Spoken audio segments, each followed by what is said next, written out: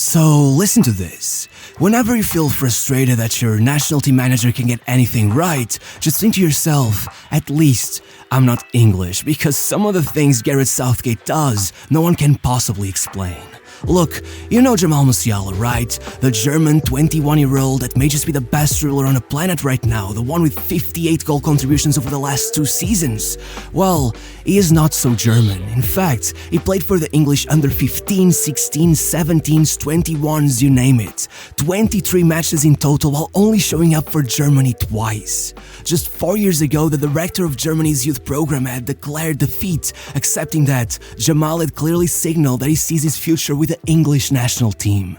Gareth Southgate had an open goal chance. He just had to make a couple calls, bring the kid over for a friendly or two, and it was all over. Yet, somehow, just 6 months later, as England had to face Germany for the 2020 Euros round of 16, Musiala was standing on the other side of the pitch.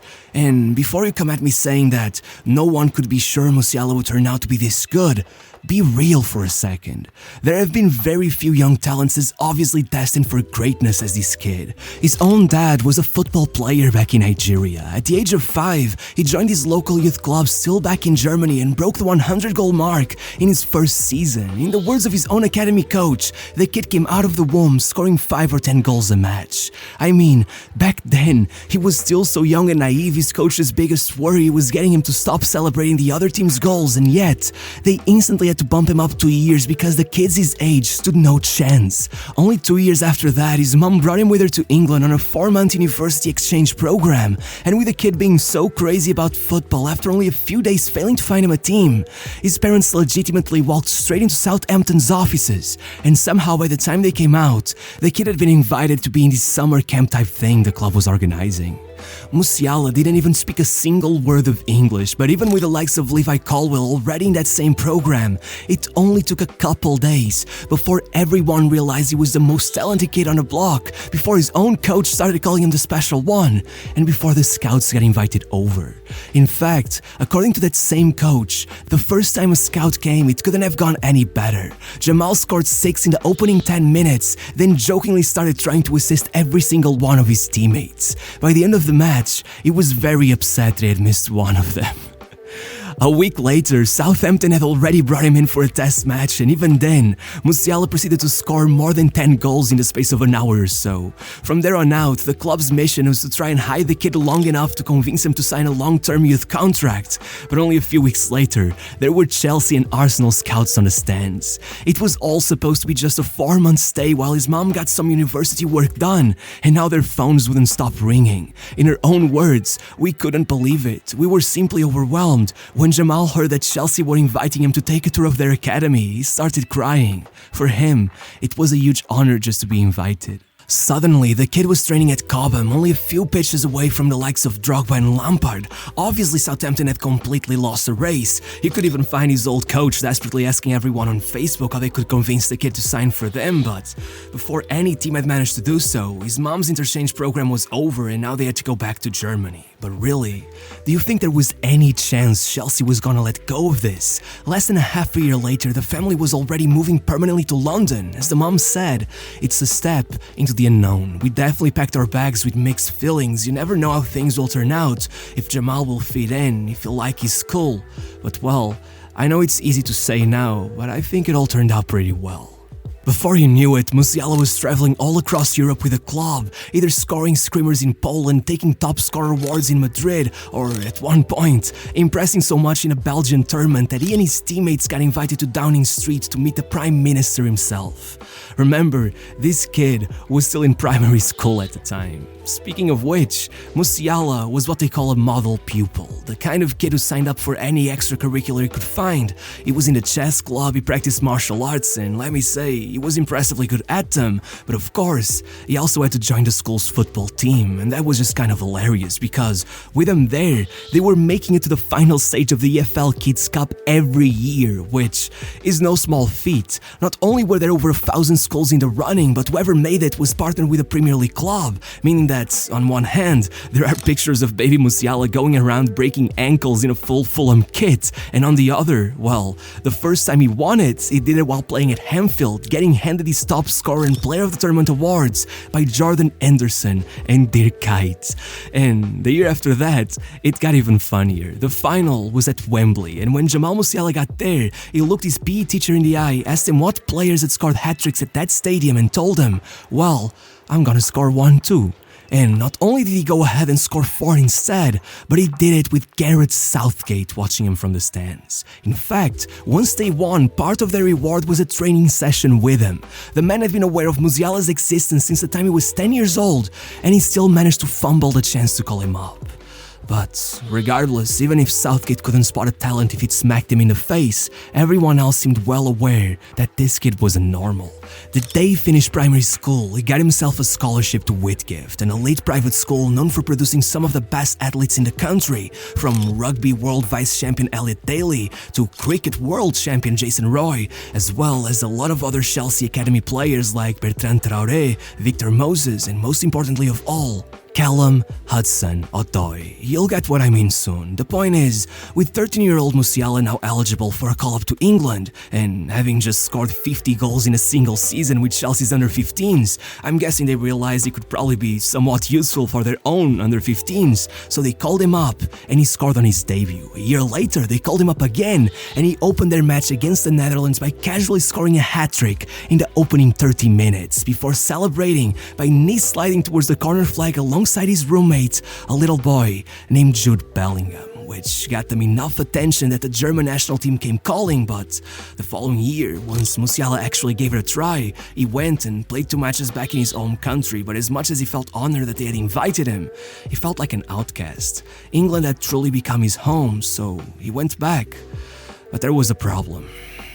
3 years before, 51% of the English population had voted in favor of leaving the European Union, and with everyone at the time being convinced that March 2019 would be the date Brexit would finally take place, Musiala's immigrant parents began feeling less and less comfortable with their situation, and right then and there, it happened. Bayern Munich, the biggest club in Germany, the one Musiala supported as a kid, had been scouting none other than Callum Hudson-Odoi, who, as I just mentioned, not only played at the same club as Musiala but went to his same school, just 2 grades above him. They didn't just know each other, they were friends, meaning that once Callum's brother and agent Bradley met up for talks with Hasan Salihamidzic, Bayern's sporting director, they mentioned Musiala's name over and over again, and with their under-16 manager having been obsessed with Musiala for over 4 years, ever since he had spotted him in a friendly trip to London with his previous club FC Augsburg. Once the negotiations with Odoi stalled and Bayern realized it wouldn't be able to get him, their head scout Marco Knapp gave the green light, and so, in July 2019, for a mere £170,000, with Chelsea banking on a 20% sell-on fee to bring them future profit, 16-year-old Musiala joined Bayern Munich. The moment he arrived, he was once again treated like a star. His new coach, none other than Miroslav Klose, handed him the number 10 shirt and slid him right into his own team despite the fact he'd be the youngest player there. On his first training session, everyone at the club was in the stands watching, and though this time things started off a little slow as he was still recovering from breaking his jaw in school right before making the switch, once he got a game, as always, he went in with a goal, and only 11 matches later, already on 6 goals and 2 assists, they bumped him up to the under-19s, but even that didn't last long. In February 2020, only 8 months after his comeback to Germany, Jamal Musiala was called up to training with the first team by manager Hansi Flick.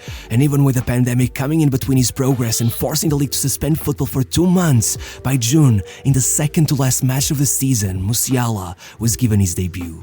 It was only 2 minutes against Freiburg, but it made him the youngest player in the history of the Bundesliga and came just in time for him to collect the trophy as well, though soon that wouldn't look so impressive.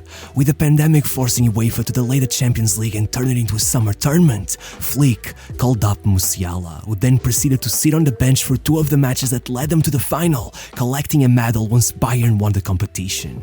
After 2 minutes of first-year football, Musiala was an European champion, and the next season, after only 8 more minutes on the pitch, Musiala scored in the league's opening game to snatch the record of youngest goal scorer in the history of the country right out of the hands of the legendary Roque Santa Cruz.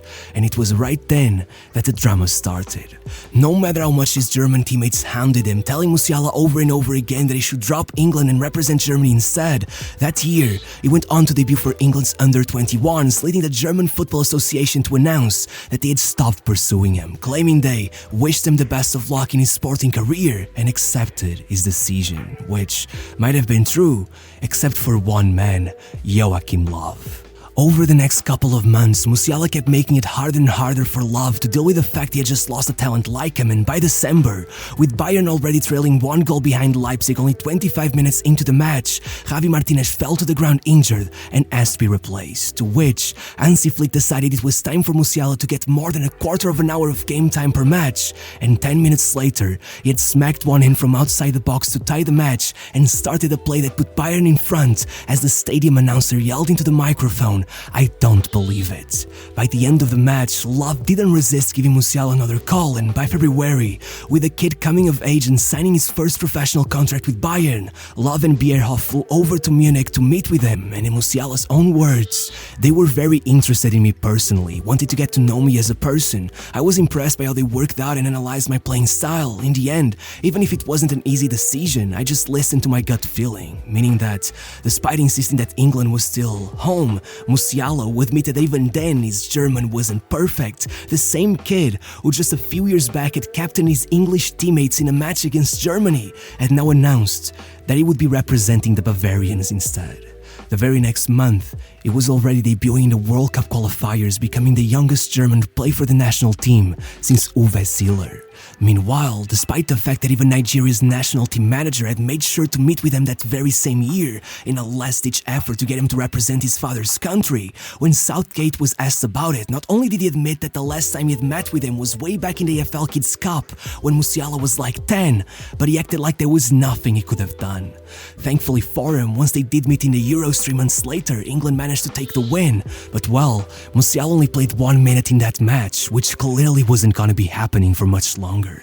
After that dramatic exit, Löw got the sack and Flick took over while Nagelsmann took his spot at Bayern, meaning that in one motion, Musiala now had managers that were willing to bet on him for both club and country, so things sped up once more. By October, Musiala had become the youngest player to score for Germany since 1910. The month after, he was in the podium for both the Copa Trophy and the Golden Boy Award, and by the end of the season, he was subbed in right in the middle of their Klassiker and scored the goal that sealed the Bundesliga title. And so, by the end of the year, with Musiala once again in the podium of the Copa Trophy, Nagelsmann had no doubt that he had to be in his World Cup squad, and it turned out that, in fact, it was the one player who deserved to be there more than anyone else.